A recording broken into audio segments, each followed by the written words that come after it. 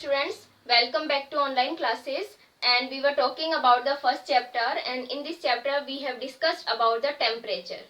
Today I am going to tell you some other terms related to the conversion of states of matter.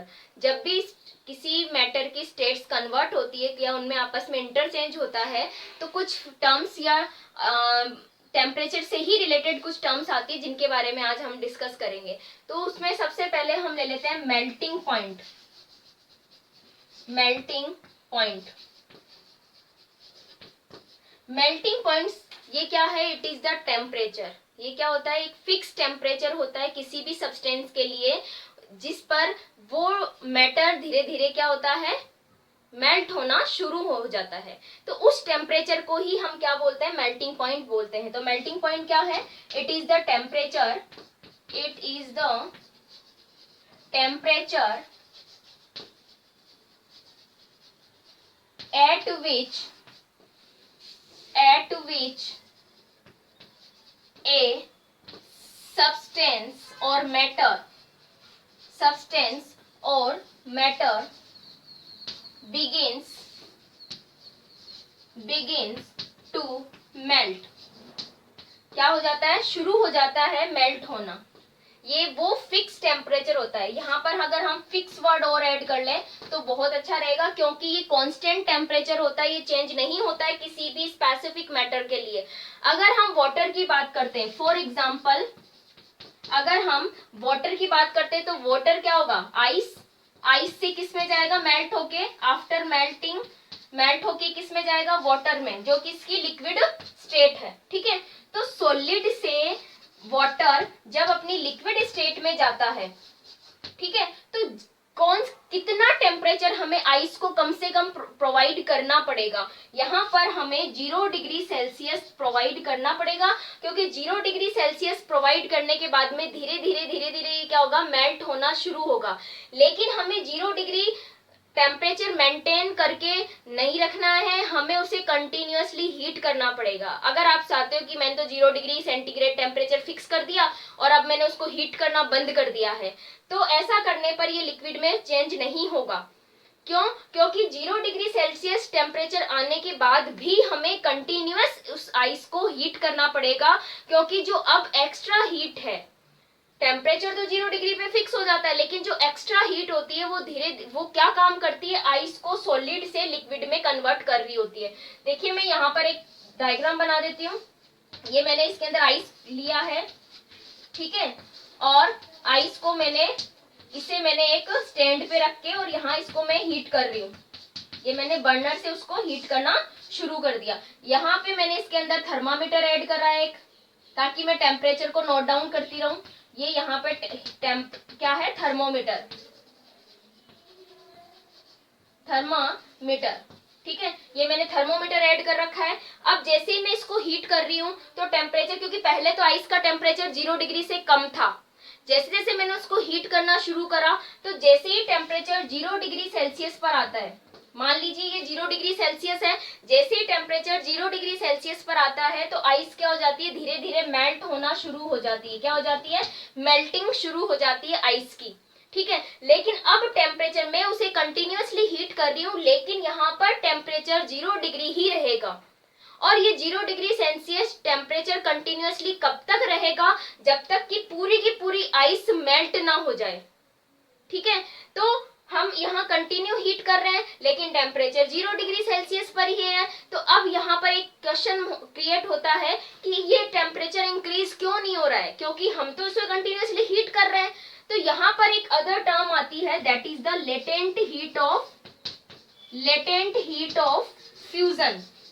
Latent heat of fusion means जब कोई solid liquid में बदल रहा होता है और हम उसे कंटिन्यूअसली हीट कर रहे होते हैं, तो लेकिन टेम्परेचर हमें थर्मामीटर में इंक्रीज होता हुआ नहीं दिखाई दे रहा है, तो अब जो ये हम एक्स्ट्रा हीट दे रहे हैं कंटिन्यूअसली, यहाँ पर वो हीट कहाँ जा रही है?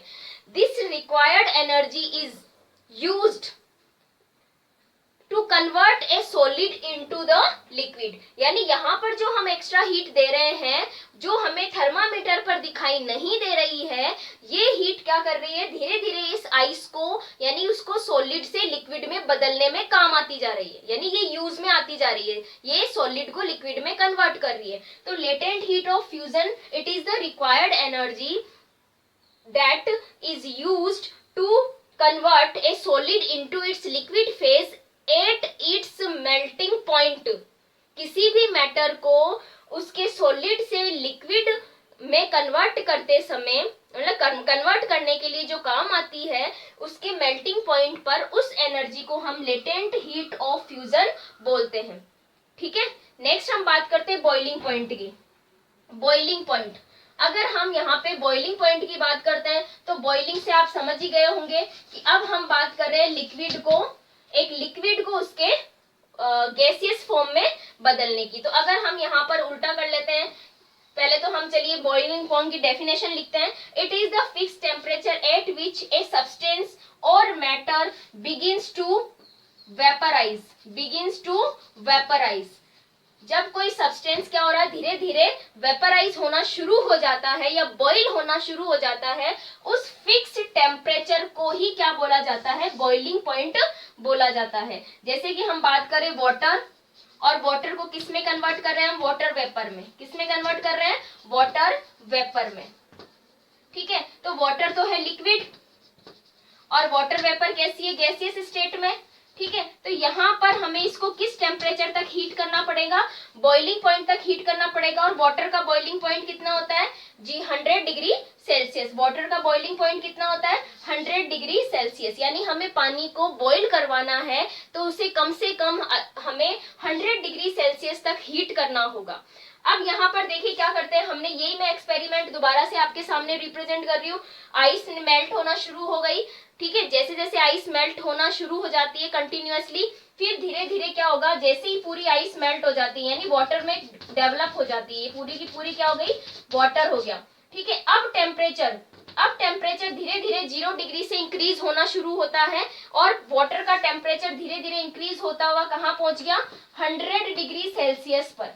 जैसे ही ये 100 डिग्री सेल्सियस पे वाटर टेम्परेचर पहुंचता है तो वाटर क्या हो जाता है, बॉईल होना शुरू हो जाता है। और जैसे ही वाटर बॉईल होता है तो अब टेम्परेचर थर्मामीटर में 100 डिग्री सेल्सियस से अबव नहीं जाता है, वो यहीं पे जाके रुक जाता है टेम्परेचर। यानी थर्मामीटर में हमें टेम्परेचर इंक्रीज होता हुआ नजर नहीं आता है। ठीक है, तो अब हम उसे कंटिन्यूअसली वाटर को हीट कर रहे हैं, तो ये एक्स्ट्रा हीट का क्या काम कर रही है, तो यहाँ पर जो अब हम एक्स्ट्रा हीट दे रहे हैं जो हमें थर्मामीटर में दिखाई नहीं दे रही है, तो ये एक्स्ट्रा हीट क्या कर रही है, लिक्विड को उसके गैसियस स्टेट में कन्वर्ट करने में हेल्प कर रही है।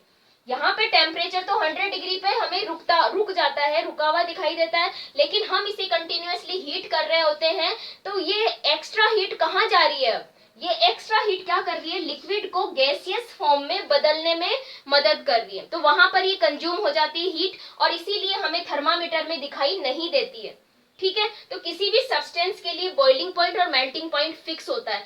और यहाँ पर जो ये रिक्वायर्ड एनर्जी है जो हमें दिखाई नहीं दे रही है, उसे हम बोलते हैं लेटेंट हीट ऑफ वेपराइजेशन। इसे हम क्या बोलते हैं, लेटेंट हीट ऑफ वेपराइजेशन।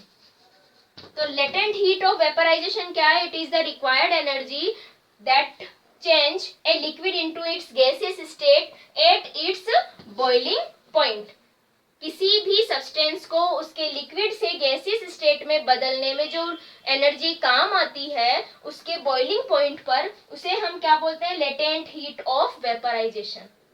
ठीक है, तो ये इंपॉर्टेंट टर्म्स हैं, नेक्स्ट हम बात करेंगे नेक्स्ट वीडियो में। Thank you.